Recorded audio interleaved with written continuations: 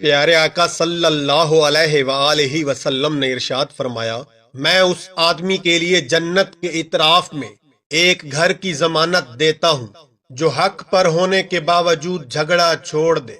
نبی کریم صلی اللہ علیہ وآلہ وسلم نے فرمایا، اللہ تعالیٰ کے 99 نام ہیں، جو انہیں یاد کر لے گا وہ جنت میں جائے گا۔ نبی کریم صلی اللہ علیہ وآلہ وسلم نے فرمایا، تاجر قیامت کے دن ظالموں کے طور پر اٹھائے جائیں گے، سوائے ان لوگوں کے جو خدا سے ڈرتے ہیں، دیانت دار ہیں اور سچ بولتے ہیں۔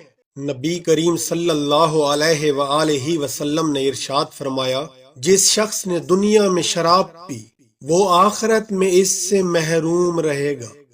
نبی کریم صلی اللہ علیہ وآلہ وسلم نے فرمایا، اللہ تعالیٰ اس کی طرف قیامت کے دن نظر رحمت نہیں کرے گا جو اپنا کپڑا تکبر اور غرور کی وجہ سے زمین پر گھسیٹ کر چلتا ہے۔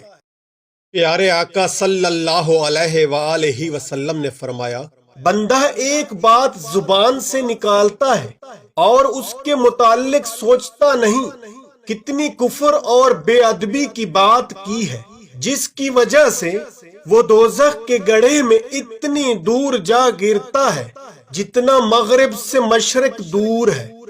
نبی کریم صلی اللہ علیہ وآلہ وسلم نے فرمایا، جس نے سورۃ البقرہ کی 2 آخری آیتیں رات میں پڑھ لی وہ اسے ہر آفت سے بچانے کے لیے کافی ہو جائیں گی۔